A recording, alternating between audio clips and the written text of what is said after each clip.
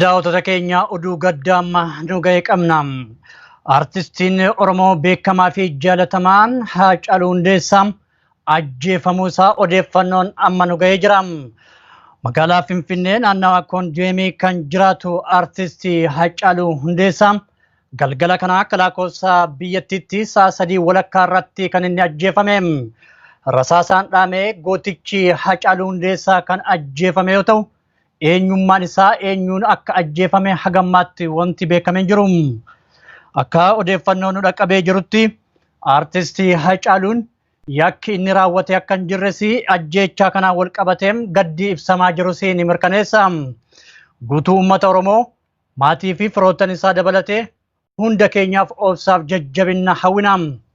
Artistii Haacaaluu Hundeessaaf ammoo waan jannataa kennuuf jecham egaan daawwattoota keenya haala ajjeechaa isaatii fi odeeffannoolee guutuu isaa bal'inaan yeroo biraa qabannee kan dhiyaannu ta'a. Ammaaf turtii gaarii.